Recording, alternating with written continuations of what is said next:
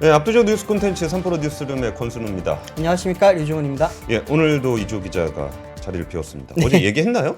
어제 이야기 따로 안 했습니다. 네. 이조 기자가 왜 안 오는지는 네. 이조 기자한테 한 번만 물어보고. 그렇죠. 저희 네. 개인정보에 문제가 좀 있으니까 왜 빠졌는지는 아주 좋은 소식으로 빠져 있어서 저희도 즐거운 마음으로 이조 기자의 빈자리를 잘 메워보도록 하겠습니다. 네. 예, 첫 번째 뉴스부터 전해주시죠. 네, 첫 번째 뉴스는 제가 준비했습니다. 어제 밤에 이제 속보가 나오고 나서 이제 아침에 좀 추가 취재를 했던 내용인데 어떤 거냐면 현대차 노사가 이제 오늘 어젯밤이죠. 그렇게 임금 협상. 이제 이번에는 임금 협상을 진행을 했는데 여기에 대해서 잠정 합의를 이뤄냈다라고 하는 내용입니다. 요즘에 파업 안 하네요. 벌써 지금 6년째 무분규. 네. 2019년도 때 그때 화이트리스트 이후로 처음 이제 계속해서 이제 노사가 앞으로 이제 회사가 조금 어려워질 수 있으니까 우리가 비상 경영에 대해서 대비하자 라면서 시작이 됐는데 지금 처음에 6년째. 저게 아니었나요? 예전에 그 일본 수출 규제. 네, 맞습니다. 그때 좀 갈등이 좀 생겨서 분위기가 좀 심상치 않다 그래가지고 그쵸. 이번 거는 좀 싸우지 말고 네. 안 그래도 지금 국가가 일본하고 막 싸우고 있는데 네. 그 싸우지 말고 좀 조용히 좀 하자. 그쵸. 그때 시작됐던 거죠. 네, 그게 2019년입니다. 그래서 이제 지금 6년 연속 무분규라고 이야기를 많이 지금 강조를 하고 있습니다. 현대차 쪽에서는. 그 이제 주요 내용 같은 거를 좀 보시면은 기본급이 이제 4.65% 인상이 됐고요. 이게 그 현금으로 따지면 11만 2천 원 올랐습니다. 그리고 성과급 같은 경우에는 작년 경영 성과에 대해서 이제 400% 그리고 1,000만 원을 주고 그리고 2년 연속 최대의 경영 실적 달성 기념 별도 격려금으로 이제 기본급의 100% 플러스 280만 원을 지급을 하고요. 뭐 여러 이야기 있습니다. 네. 지금 그래서 이제 노조 쪽에서는 굉장히 지금 고무적인 상황인가 봐요. 그래서 그 속보라고 띄워준 게 있는데 하나 좀 띄워주시면 좋겠습니다. 이거 보시면은 이제 조합원 평균 연봉 인상 효과가 5,012만 원 정도를 지금 받게 됐다라고 하면서 밑에 지금 표를 조금 크게 보여주시면 좋을 것 같은데 매년 인상 효과를 쭉 정리를 해놓은 게 있습니다. 보시면은 이제 조금 좀 띄워주십시오. 좀 주민해 키워주십시오. 주십시오. 예. 네. 보시면 이제 2012년도 때만 하더라도 2,729만 원이었다가 한때 2020년 보시면 이게 978만 원까지 줄었습니다. 이때 당시에 이제 재계 쪽에서 나오는 이야기가 현대차가 연봉이 옛날보다 이제 많이 줄었다. 현대차의 위상이 옛날 못지 않다. 삼성전자, SK 하이닉스가 최고다 하던 시절이 저때고요. 그러다가 이제 2022년도부터 갑자기 많이 올라가죠. 2,578 그리고 이제 작년에 4,008만 원 정도가 올랐고 올해는 이제 5,012만 원의 인상 효과가 있었다고 합니다. 그런데 이 부분은 이제 노조 쪽에서 이야기를 하는 부분이고 실질적으로 연봉이 얼마나 그럼 직접적으로 오르는 폭이 어느 정도냐라고 계산을 해보니까 약 한 11% 정도 오르는 셈이라고 합니다. 와. 이러면은 사실 제일 궁금한 건 그러면은 초봉은 얼마예요? 그러면 과장 한 얼마 정도 받아요? 이런 거 궁금하잖아요. 그거 안 그래도 저도 주변 취재원들하고 그런 얘기 오늘 좀 했었는데. 네, 제가 그거 정리해 왔습니다. 또 궁금하잖아요. 네, 요거 좀 띄워주시면 좋겠는데 사원 1년차 쉽게 말하면 이제 초봉이라고 할 수 있죠. 이게 그 현대차의 계약 연봉이 5,251만 원으로 전년 대비해서 3.4%가 올랐습니다. 예. 그리고 현대차는 연봉에서 차지하는 게 성과급이 차지하는 비중이 굉장히 높은데 올해 성과급이 28.6% 오르면서 그러면은 사원 1년차가 받는 총액이 얼마냐? 9,451만 원입니다. 와, 사원 1년 차면은 그냥 입사 첫 그렇죠. 이신 거잖아요. 입사하면 네. 9,451만 원이 초봉이라고요. 초봉이 9,451이라고 세긴 보시면 세네. 됩니다. 예. 그리고 이제 대리 1년차는 이제 1억 451만 원을 받게 되고 전년 대비 한 11.7% 오르게 됩니다. 근데 제가 가장 놀란 건 한 10년 정도 다니면 과장이 되거든요. 예. 과장 1년차가 받는 연봉이 1억 4,046만 원입니다. 이게 우리가 항상 만나는 현대차 취재원들이 저렇게 받고 있다는 거죠. 그렇죠. 이제 만나서 이렇게 우는 소리 했던 게 참 이제 와닿지가 않게 되는데 보시면 이제 이거 역시도 성과급만 한 5,200만 원 이번에 받게 되고요. 그러면서 이제 총 연봉이 전년 대비 한 10.7% 오르게 되는 셈이라고 합니다. 이거 보면 지금 코그니토님께서 지금 현대차 간무직 말씀하시는데 이게 간무직, 킹산직 이런 약간 말이 많죠. 그런데 실제로 지금 굉장히 많이 받는 게 확인이 되고 있고요. 현대차 같은 경우에는 이제 이렇게 되면은 사실 귀족 노조라든지 임금 파티라고 하는 또 그런 비판을 좀 많이 받다 보니까 요즘 그럼 우리도 같이 나누겠다, 사회랑 같이 나누겠다라고 하는 이야기를 많이 하면서 예. 이제 사회공헌 기금을 60억 원을 회사가 출연을 하고, 근데 올해 또 지급되는 성과금 중 직업 1인당 1만 원을 공제를 해서 회사가 이제 15억 원을 출연을 하는 노사 공동 특별 사회 공헌 기금도 이번에 조성을 하기로 했습니다. 또 이제 지금 이렇게 우리만 지금 많이 받는 게 아니라 우리는 그런 고용 창출도 많이 할게라고 하는 이야기를 하면서 이제 생산 현장 기술직이죠. 이게 지금 뭐 킹산직이라고 하는 그런 이야기가 나왔던 그건데, 내년에 300명을 원래 고용을 하기로 했습니다. 2025년에. 그런데 이제 올해 임금 협상에서 2025년에 500명을 추가적으로 또 고용을 하겠다. 고용도 늘리겠다. 그렇죠. 내년에 그러면은 800명을 고용을 하기로 한 거고, 또 2026년에는 300명의 기술직을 또 추가적으로 또 고용을 하겠다. 이런 이야기를 했습니다. 그런데 이제 좀 이번에 가장 좀 쟁점이 됐던 부분이 사실은 정년 연장이랑, 그렇죠. 그리고 이제 그 실질적으로 일을 하는 주 4일제, 주 4.5일제 이거의 도입에 대해서 이야기를 많이 했었는데, 사실 이 부분은 현대차 노조에서는 굉장히 강조를 했지만 이제 대부분은 올해는 임금 및 단체 협상이 아니라 임금 협상이기 때문에 조금 이 부분은 뭐 미뤄지지 않겠냐라고 이야기를 했는데 역시나 미뤄졌습니다. 현대차 노조 쪽에서는 이제 만 64세로 정년을 좀 늘려달라고 하고 있고, 금요일에는 이제 오전에 4시간만 근무를 하는 주 4.5일제를 좀 도입을 해달라라고 했었죠. 아이고, 네. 근데 이게 아무래도 내년으로 지금 이제 협상이 미뤄지게 된 상황입니다. 오늘 또 현대 모비스도 오늘 그 잠정 합의안 도출을 했거든요. 모비스도 만만치 않습니다. 모비스 내용도 보니까 기본급이 11만 2천 원이 오르게 됐고, 경력금 및 성과급이 총 500%, 그리고 1,520만 원, 그리고 주식을 36주를 받기로 했습니다. 주식은 이제 현대차는 25주인데 모비스는 36주. 굉장히 많이 받죠. 또 우리 사주 출연 리워드 같은 경우에도 이제 100만에서 150만 원 정도 받는다고 합니다. 이게 지금 뭐 현대차라든지 현대 모비스라든지 기아 같은 경우에는 요즘 실적이 워낙 좋다 보니까 그렇죠. 이게 뭐 계속 실적이 좋으면은 성과급도 좋고 임금도 높아지고, 그러면은 노사 관계가 조금은 좋아지는 그런 분위기로 볼 수 있겠죠. 오늘 뭐 제가 직접 지금 뭐 자세히는 가져오진 않았지만 오늘도 이제 전국 삼성 노조 같은 경우에는 이틀째 파업을 이어갔는데, 뭐 사측에서는 계속 생산 차질이 없다고 합니다. 그런데 지금 이게 이 파업에 대해서 정당성이 조금 많이 뭐 정당성을 인정을 받지 못하는 이유 중에 하나가 파업 목적이 생산에 차질을 주기 위해서다라고 하는 이야기를 하는 것 부분은 조금 뭐 국민들이라든지 이제 뭐 업계에서도 정당성을 인정받기가 조금 쉽지 않은 파업인 것 같은데, 삼성도 여기에 대해서 좀 대응을 좀 잘 준비를 했나 봐요. 아직까지는 생산 차질이 없다고 하고, 노조는 10일까지 내일까지 계속 이제 파업을 이어간다고 합니다. 근데 파업이라는 게 원래 생산 차질을 주려고 하는 거 아닌가요? 그렇죠. 근데 이제 대놓고 말은 하면은 이게 좀 원래 명분이라는 게 그러니까 이게 근데 중요한데. 참 애매한 게 네. 그 반도체 라인은 네. 보통 사람이 그 생산을 네. 하는 것보다는 이제 자동화가 많이 돼 있잖아요. 그렇죠, 그렇죠. 근데 현대차 같은 경우는 그거 멈추면 네. 그냥 6개월, 그러니까 예를 들어 6시간 쉬었다. 네. 그럼 6시간 있다가 다시 일하면 되잖아요. 그렇죠. 볼트 한 발만 쪼아놨어. 그러면은 나중에 와서 다시 쪼이면 되는데. 그러니까 원래 예전에 할 때 네. 딱 해서 이제 우리 막 진검승부 막 한다고 딱 해놓고서 네. 대충 일 끝날 때, 그러니까 대충 합의되고 나면은 특근 돌려가지고 그쵸. 그동안 못 받았던 보상 다 받고 네. 그동안 못 만들었던 생산량 다 맞춰주고 네. 뭐 그러는 경우가 좀 많았던 것 같은데, 저는 삼성 노조는 그런 측면보다 삼성 노조의 이제 반도체 파트가 한 80% 이상 되거든요. 그쵸. 이번에 파업하고 있는 노조에. 네. 근데 거기가 작년에 성과급 없어지면서 대거 그렇죠. 이게 가입이 됐어요. 네. 근데 분명히 올해는 성과급이 많이 나올 거란 말이죠. 올해 나오겠죠. 메모리가 좋으니까.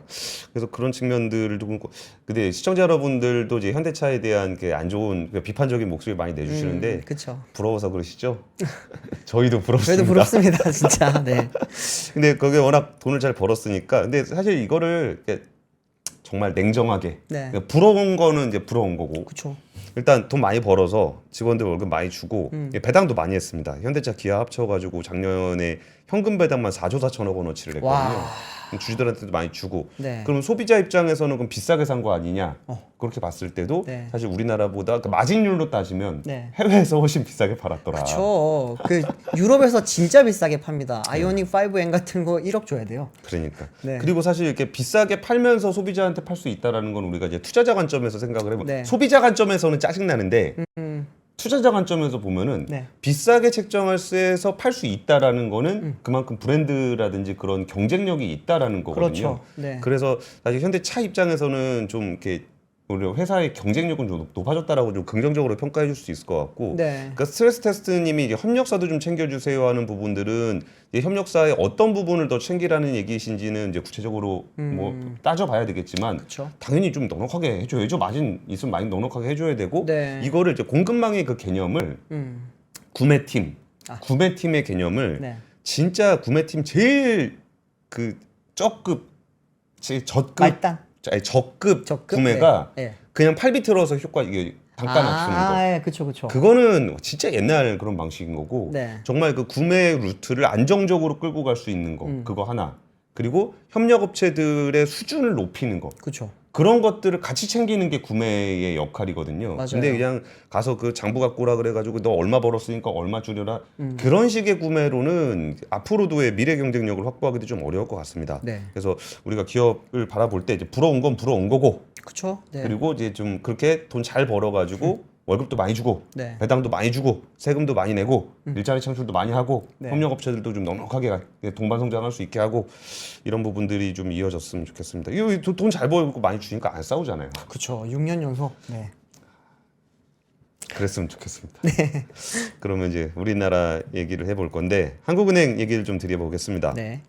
오늘 국회 기획재정위원회에서 그 한국은행 이창용 총재가 출석을 했습니다. 네. 근데 여기서 이제 그 어디야, 야당이죠, 야당에서 이제 더불어민주당에서 이제 안도걸 위원이 물어본 거예요. 이게 한국은행이 기준금리를 내려야 한다는 정부와 여당의 압박에 대한 의견을 물어봤습니다. 네. 그러면 보통 한국은행은, 중앙은행은 좀 독립적으로 해야 된다라고 생각을 하잖아요. 그쵸. 그러면 야당에서 이렇게 정부가 압박하는 거 아닙니까? 그러면 한국은행 총재가 예, 제가 압박을 받았습니다. 이럴 리는 없잖아요. 그렇죠. 그래갖고 야, 이런 거 참 이게 한국은행 총재도 참 힘들겠다라는 생각이 좀 들었는데, 다양한 계층의 의견을 들으면서 의사결정은 금통위원과 협의해서 하겠다라고 좀 얘기를 한 게 있었고요. 또 하나는 저는 이것도 되게 이거 한국은행 총재도 참 하기 힘들겠다 생각 들었던 게, 네. 국민의힘 박대출 의원이 네. 전 국민 25에서 35만 원 지원법에 대해서 어떻게 생각하느냐라고 안 물어보고 약간 틀어서 물가에 주는 영향에 대해서는 어떻게 생각하냐. 네. 그러면 얘기를 하긴 해야 되잖아요. 근데 사실 정부 재정이라는 거를 풀었을 때 네. 이게 물가의 영향을, 그러니까 아니 정부든 금리든 인하를 하면은 물가를 위로 올리는데 반응을 하지 내리는데 반응을 하지는 않을 거 아니에요. 그쵸. 아니면 뭐 미미하거나 뭐 이런 정도일 건데, 이것도 진짜 그 이른바 돌려가기죠. 이창훈 총재 입에서 어떻게든 그 물가에 영향을 미친다라는 답을 이끌어내가지고 네. 요 안을 냈던 그 이재명 대표의 그런 걸 좀 돌려가기를 하려 그런 거겠죠. 그렇겠죠. 그럼 한국은행 총재 입장에서 물가에 영향 없습니다 얘기하기도 좀 그렇고, 네. 물가에 영향 있습니다 얘기하기도 좀 그렇고 해가지고 참 난감한 상황이겠다 싶었는데, 이창훈 총재는 여기에 대해서 뭐라고 얘기를 했었냐면은, 수출은 호조적인데 반해서 취약계층이 어려운 면이 있기 때문에 네. 재정 지출을 재정 지원을 하게 되면 전략적으로 타겟을 명확히 해야 된다라는 언급을 했습니다. 그러니까 그 얘기는 사실 그 돌려가기에 응한 건 맞아요. 네. 이게 이제 그 전반적으로 이게 25만 원에서 35만 원을 지급하는 것보다는 네. 뭔가 정책 목적에 맞는 뭔가를 타겟으로 하는 것이 좋겠다라는 얘기를 좀 했습니다. 그러니까 좀 뭐 원론적인 얘기인 듯 하면서도 어떻게든 잘 피해가기도 하면서도 뭐 이런 정도인 것 같아요. 그쵸. 근데 이 부분이 제가 좀 흥미롭게 봤던 이유가 뭐가 또 있었냐면은, 전 이거보다 저게 더 관심이 좀 있어요. 그 대출 관련해서 이제 금리 인하를 해야 되는데 네. 그 DSR 관련한 얘기를 좀 했습니다. 그 이번에 DSR 2단계 해가지고 그 스트레스 대출 DSR, 규제를 연기한 것에 대해서 어떻게 보냐라는 얘기를 한 건데, 네. 여기에 대해서 이제 이창용 총재가 그 DSR 부분들, 그 가계부채 강화, 그러니까 가계부채 안정을 시켜야 된다. 네. DSR을 강화해야 된다라는 얘기를 좀 했어요. 네. 근데 그 얘기는 어떻게 좀 해석을 할 수 있냐면은, 지금 우리나라 경제가 처해 있는 환경이라는 게 되게 좀 극단적입니다. 수출은 굉장히 호조가 돼 있는데 내수는 별로 안 좋아요. 그쵸. 근데 우리나라 사람들 중에 좀 여유가 있는 사람들은 안에서 쓰기보다는 또 해외여행에 가서 씁니다. 네. 그러니까 그런 부분들에 있어서 그럼 돈을 이렇게 완화적으로 해야 될 것인가 줄여야 될 것인가라고 보면은 네. 분명히 경기는 좋아요. 그쵸. 수출 경기가 좋으니까. 네. 근데 사람들은 힘들어요. 그쵸. 사람들 요즘 그 말 많이 해요. 기업들은 잘 사는데 사람들은 왜 이렇게 살기 힘드냐라는 이야기를 진짜 많이 듣잖아요. 그렇죠. 그런 얘기 많이 하죠. 네. 그리고 이제 부동산 관련한 얘기를 할 때 뭐 PF 같은 데들을 보면은 대부분 지역이라든지 비주택 아, 네. 그쪽 부동산 경기가 안 좋아요. 그렇죠. 근데 지금 서울 집값은 벌써 몇 달째 올라가고 있습니다. 와, 1년째 계속 오르고 계속 있어요. 오르고 있어요. 네. 그럼 요 상황에서 정책을 어떻게 써야 되냐는 거예요. 여기서 금리를 인하해? 그러니까 서민들이 지금 힘드니까 자영업자들이 힘드니까 금리를 인하해? 그러면 논하는 사람들은 네. 막 수출 대기업으로 막 돈 잘 벌고 있는데 거기에 완화적 통화 정책까지 붙는다? 와. 땡큐 뭐 이렇게 가는 거고. 그렇죠. 근데 거기서 지금 안 그래도 환율 때문에 뭐 현대차나 이런 데 돈 왕창 벌고 있는데 그렇죠. 맞습니다. 금리 떨어뜨려 가지고 환율이 더 위로 튀어버린다? 아, 그런 문제 있고 부동산 관점에서 보더라도 이게 자영업자라든지 소상공인 대출이라든지 이런 데들 되게 힘들고 네. 이게 PF 쪽은 힘들고 요 부분이 있어요. 근데 서울은 지금 막 부동산 막 불 붙을 것 같은 분위기란 말이에요. 맞아요. 근데 여기서 금리를 인하해. 와, 이거는 기름 붓는 건데 진짜. 그러니까 지금 한국은행 총재가 얘기하는 거는 네.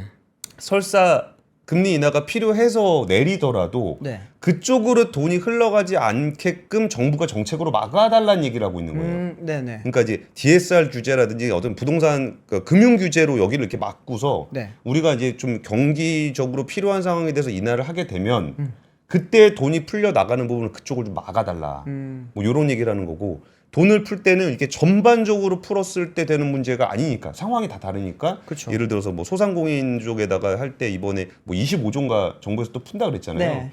그러면 이제 마이크로 타겟을 해서 푸는 것이 좋겠다라고 이제 한국은행에서 좀 얘기를 하고 있는 거예요. 그리고 이런 부분들을 우리가 정답이 있다라고 생각하진 않았으면 좋겠어요. 네. 이게 이렇게 해서 모든 사람 모든 뭐에 정답이 있는 건 아니고 그때 이제 마이크로하게 좀 관리를 해야 되는 부분이 있을 때 이거는 정부가 되게 잘해야 되는 거거든요. 그렇죠. 네. 근데 정부가 얼마나 잘할 수 있을지에 대해서 우리가 좀 신뢰를 못해서 그런 문제가 생기는 건데 네. 이거는 이제 통화 정책으로만 할 수 있는 부분들은 아니기 때문에 결국은 정부가 좀 잘해줘야 되는 쪽으로 가야 된다라는 얘기를 좀 이창훈 총재가 오늘 국회에서 좀 얘기를 많이 했습니다. 근데 좀 제가 아까 처음에 야 이건 좀 약간 정치적인 목적을 가진 질문이다라고 좀 말씀을 드렸던 거는 이게 정치는 또 정치적 목적을 가지고 뭔가 권력 쟁탈을 해야 되는 곳은 맞긴 하죠. 그렇죠. 근데 그 정체적인 이유를 가지고 정책이 필요한 곳에 적재적소에 적시에 들어가지 못하는 경우에는 네.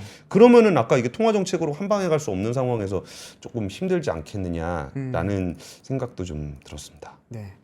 맞습니다. 통화 정책이 안 될 때는 다른 정책으로 그걸 또 보완을 해줘야 되는 게 사실 맞는 건데 정부 역할에 대해서 점점 좀 책임감이 커지는 상황인 것 같아요. 근데 정부는 점점 책임감이 없어지는 것 같은 느낌을 좀 받아가지고 번그레님이 네. 오늘 먹을 거 죄 비쌈 해주셨는데 오늘 뉴스로 준비해 오진 않았는데 할까 말까 했던 게 삼계탕 17,000원 17,000원. 간다고 했고 막 엄청 비싸다 그러는데 네. 전혀 비싸다는 실감이 안 났어요. 아, 아니 요새 콩국수 여의도 진주집 가면은 네, 콩국수 15,000원. 15,000원 받거든요. 15,000원이죠. 네.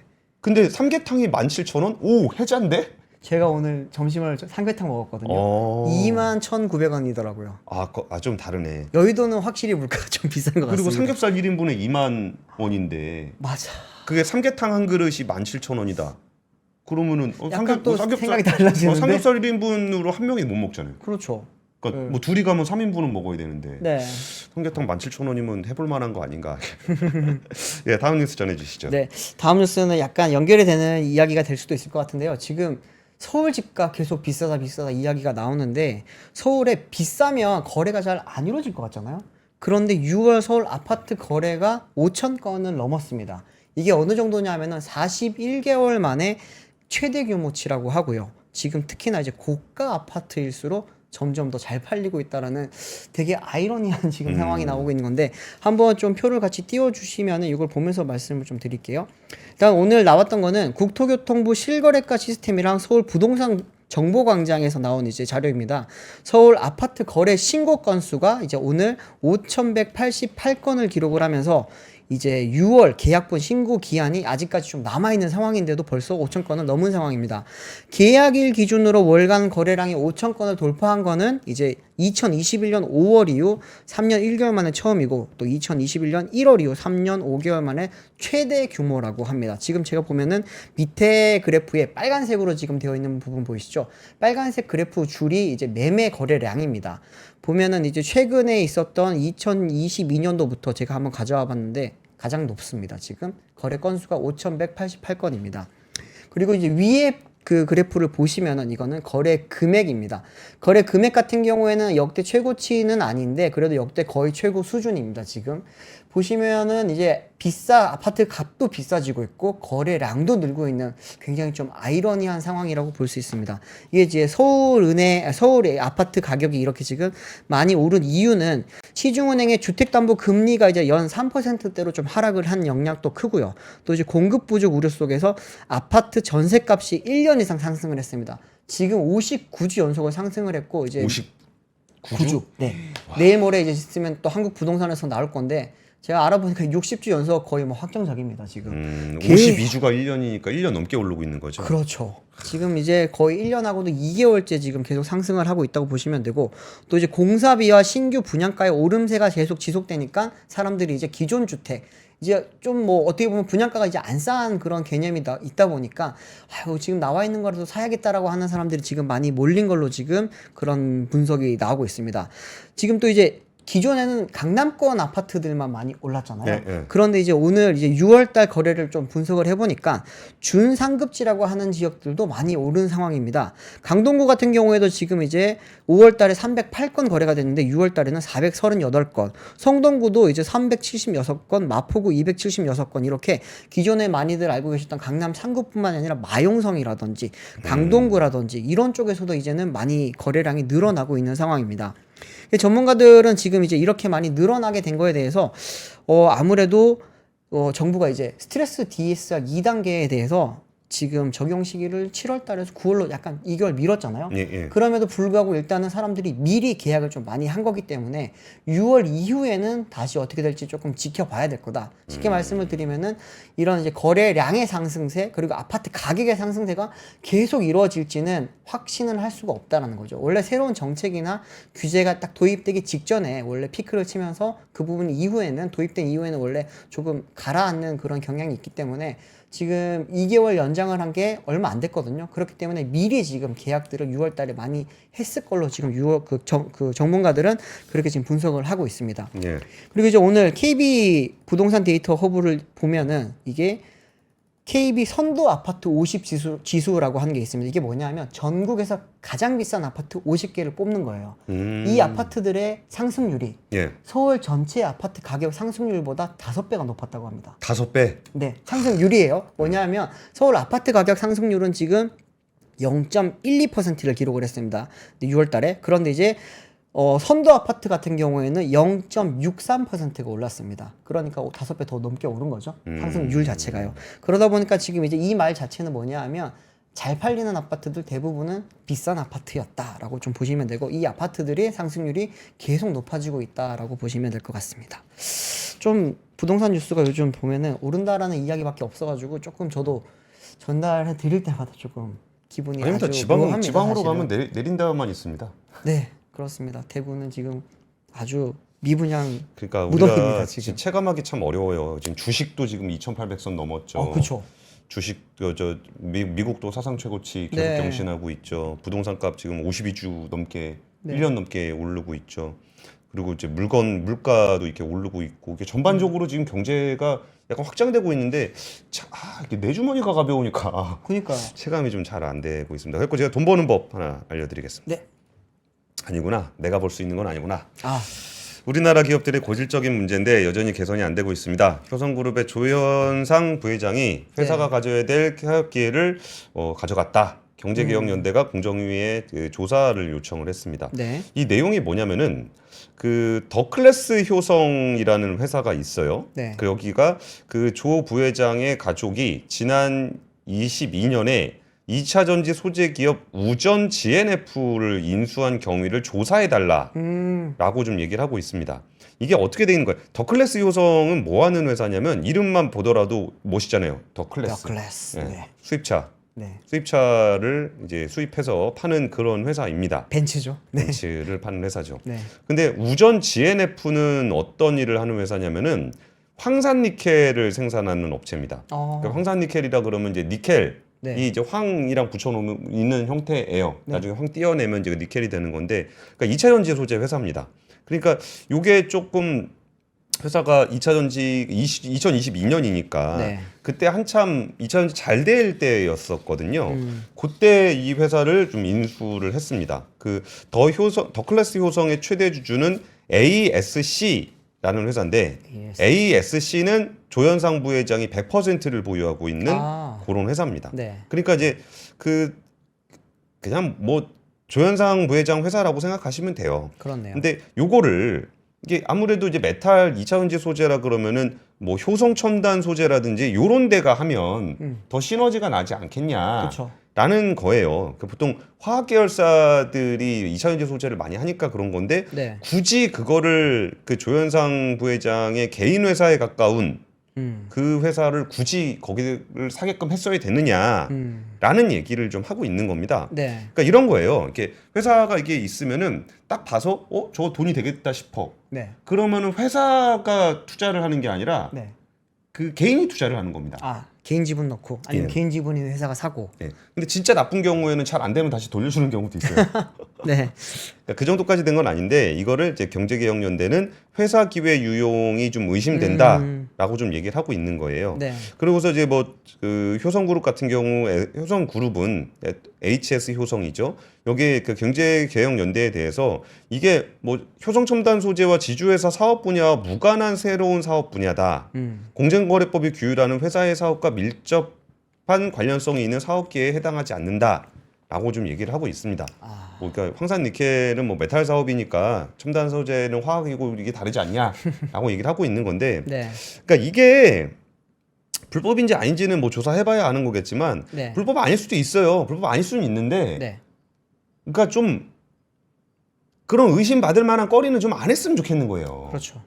그러니까 솔직히 거기 있는 그 효성 그 회사에 다른 임직원이 그런 사업 기회가 있었는데 그거 자기가 그냥 투자해갖고 먹었다고 생각을 해봐요. 그러면 가만 뒀겠어요? 가만 안 두죠.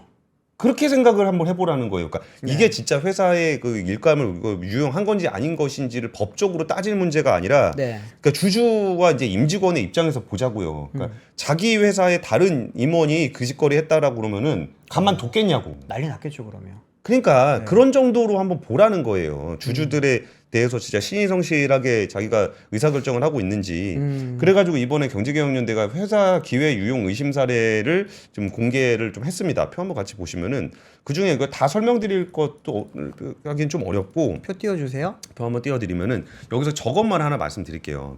그 조현민 첫 번째가 이제 한진의 현민, 네. 수혜자, 그리고 휴데이터스 이렇게 돼 있으면 워낙 유명한 분이잖아요. 피해 회사가 한진인데, 네. 이게 뭐냐면은 휴데이터스라고 그 한진과 광주 지역의 콘텐츠 솔루션 기업 UOK가 합작해서 만든 회사입니다. 그러니까 이게 뭐 하는 거냐면은 800여 개의 택배 물류 인프라를 활용해서 거리뷰를 수집 제작하고, 네. 요거를 활용해서 데이터를 팔아서 B2G 쪽에 진입하는 것을 목표로 하고 있습니다.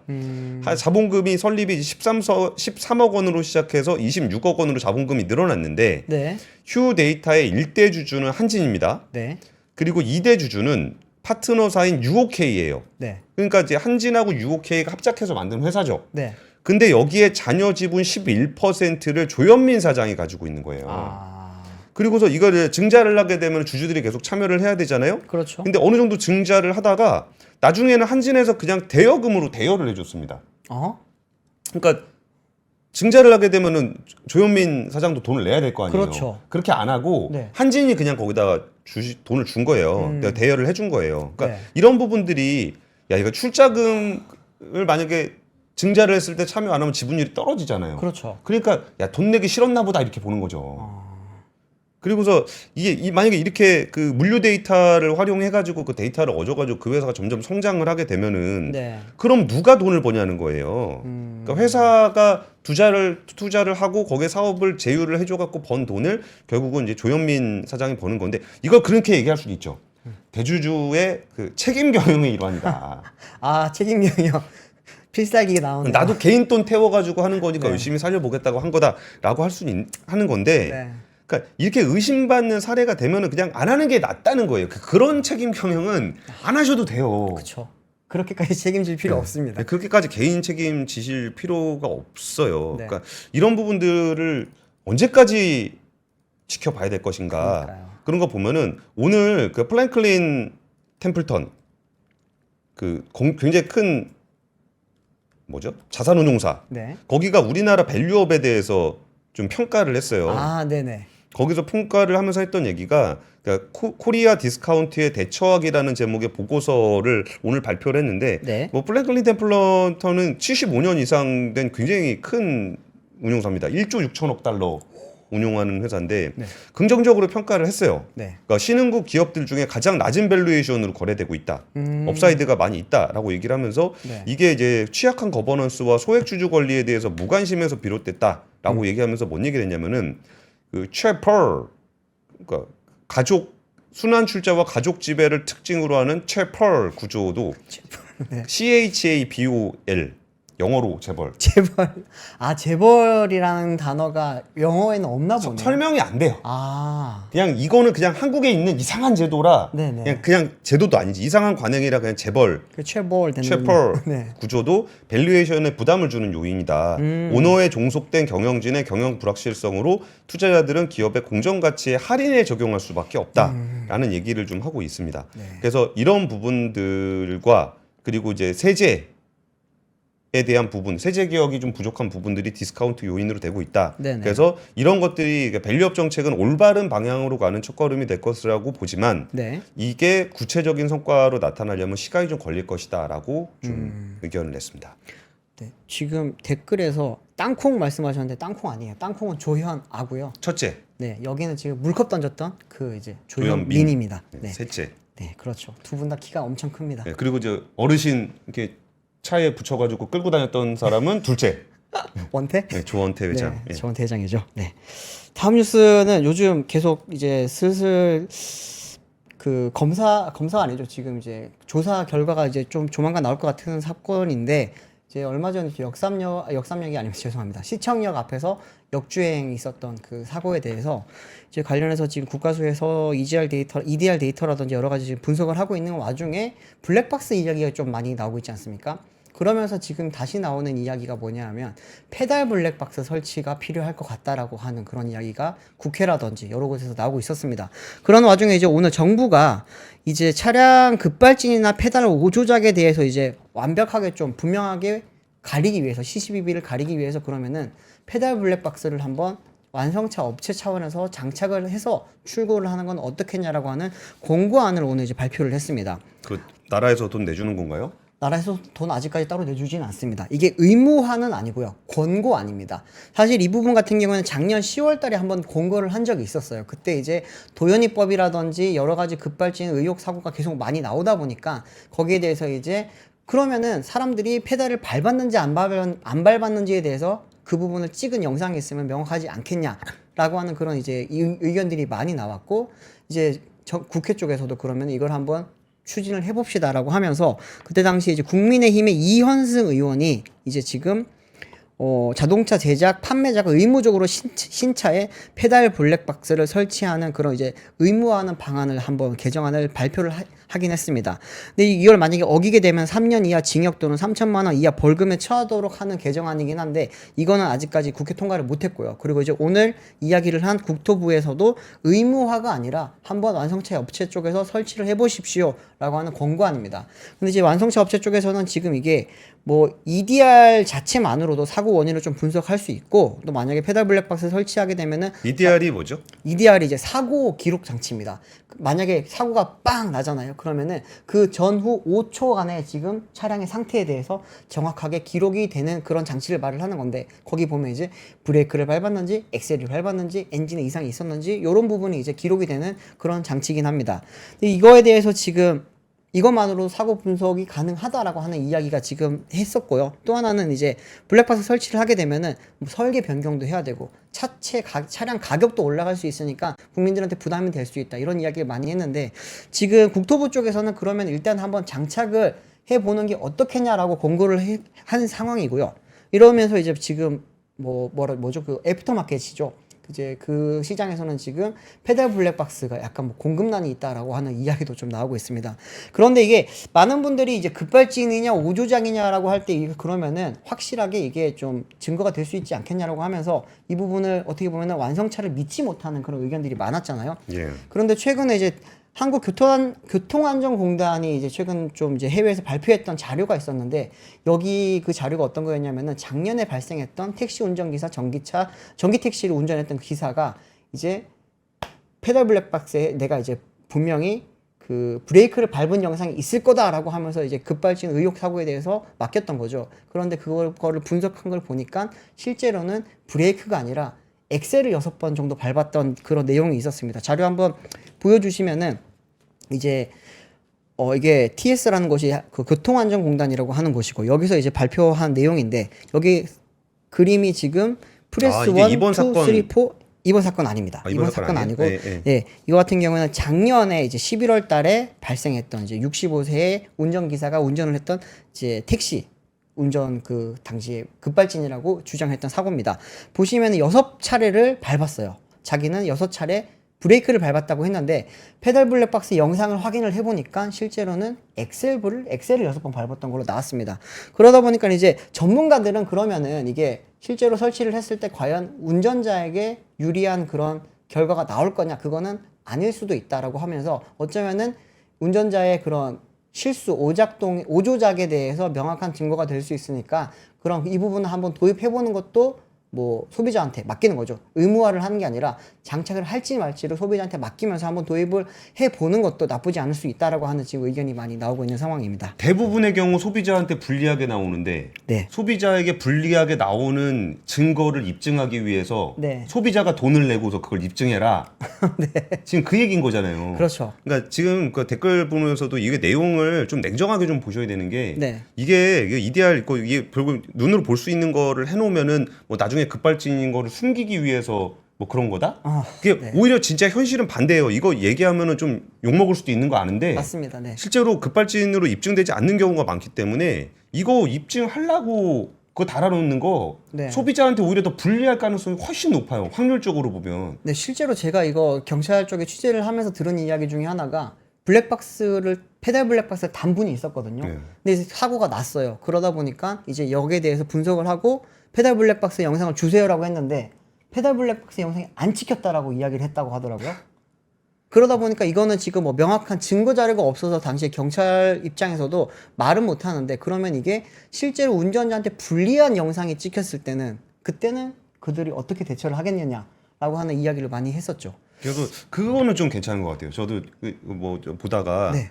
이게 자기들한테 더 유리한 근거로 해석될 여지가 많으니까 네. 그 돈 자기들이 냈으면 좋겠으니까, 만에 하나라도 급발진인 경우가 있을 수 있잖아요. 그렇죠. 만에 그럼 하나 있을 거기에 수 대한 있죠. 증거가 필요하기 때문에 페달 블랙박스가 필요하다 그러면은 네. 대부분의 경우 소비자한테 불리하고 어쩌다 한번 소비자한테 유리한 거로 그러면 네. 유리한 쪽에서 돈을 내는 게 맞다고 생각해요. 음. 그러니까 우리 뭐 유정 기자도 뭐 잘 아는 얘기겠지만, 네. 예를 들어서 보험료를 깎아준다거나 네. 그거 네. 달면 그렇죠. 지금 국토부에서도 그래서 보험료를 인하해주는 방안도 지금 검토는 하는데, 이게 보험료 쪽은 또 국토부 관할이 아니에요. 금융위 쪽이죠. 네.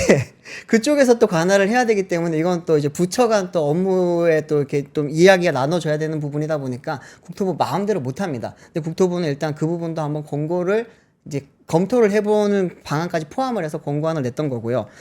이제 어쩌면은 사실 아까 말씀드린 대로 이게 본인의 자유입니다. 이제 페달 블랙박스를 이게 장착을 할 때 보조금을 준다든지 의무화를 하는 게 아니라, 지금 저희가 블랙박스 달잖아요. 우리가 의무가 아니거든요. 없어도 돼요, 블랙박스가. 그럼에도 불구하고 우리가 내 돈을 주고 다는 거는 사고가 났을 때 명확한 증거를 수집하고 나에게 불리한 게 없을 경우, 만에 하나 나에게 불리하면 안 되니까 다는 거잖아요. 예. 그것처럼 페달용 블랙박스도 장착을 하는 거는 개인의 자유에 맡겨야지, 이거를 정부가 달아라 말아라, 뭐 보조금을 줘야 된다 말아야 된다, 이런 이야기를 하는 것 자체도 굉장히 좀 불필요한 그런 이야기가 아닐까 싶어요.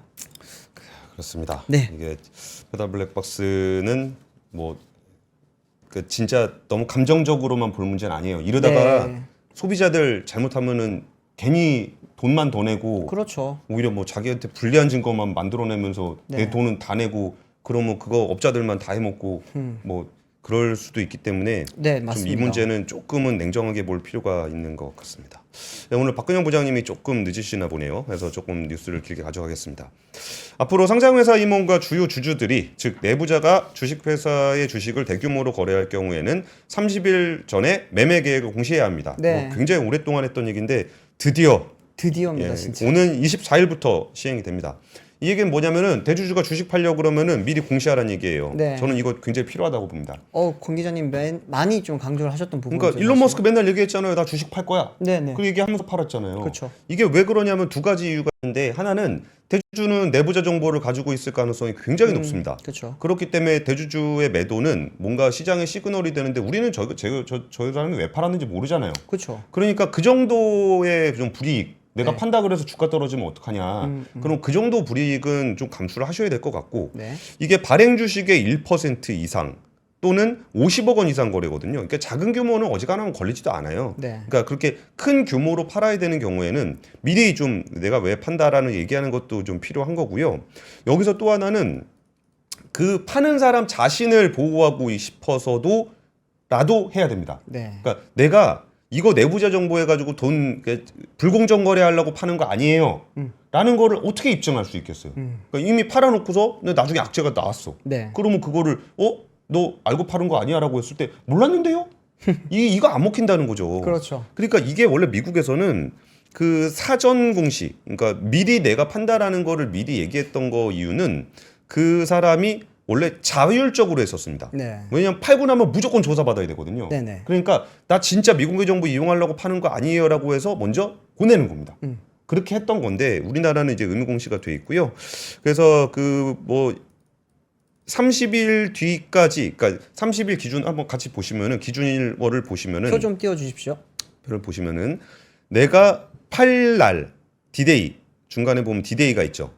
D 써 있는 날 전에 30일 전에 보고를 해야 되고 네. 그리고서 플러스 30일 이후까지 이거를 이제 거래를 하면 됩니다. 네. 그래서 이 실제 거래일하고 플러스 5일 내에는 당연히 소유 상환 보고를 좀 해야 되는 그런 거고요. 네. 그리고 뭐 피치 못할 사정들이 있을 경우에는 거래 계획을 처리할 수 있습니다. 근데 주가 빠져서 안 할래요. 요런 거는 안 되고요. 네. 보고자의 사망, 파산, 시장 변동성 확대에 따른 과도한 손실. 그러니까 정말 우리가 예상하지 못했던 시장의 어떤 급변 사태가 나타날 수 있잖아요. 네. 그런 경우에 한해서 그렇게 될 수도 있고요. 네. 거래 상대방의 귀책 사유로 매매가 이행될 수 없는 경우, 뭐 블록 딜을 하려고 했고 얘기 다 해놨는데 네. 갑자기 안 한다. 뭐 이런 경우로 이제 규정을 좀 해놨습니다.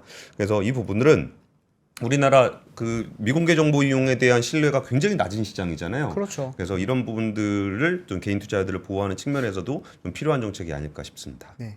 제가 광고 아니 홍보 하나 할까요? 네, 네. 급발진 관련된 말씀을 제가 이렇게 계속 뉴스를 좀 많이 전달을 해드렸었는데 거기에 대해서 조금 압축을 해서 정리한 내용이 오늘 이제 압권 채널을 통해서 올라갈 예정이니까 좀 많이 좀 시청해 주십시오. 뭐 말을 못하는데 목소리 안 좋다고 그러는데 아이고. 죄송합니다. 네. 끝내시죠. 네. 지금까지 저희가 준비한 뉴스는 여기까지고요. 지금까지 류중훈이었습니다. 네. 감사합니다. 박근영, 이선영, 사경인, 염승환 투자 마스터들의 세심한 케어로 건강한 투자 습관을 만드세요. 3프로 멤버십 3프로 앱에서 확인하세요.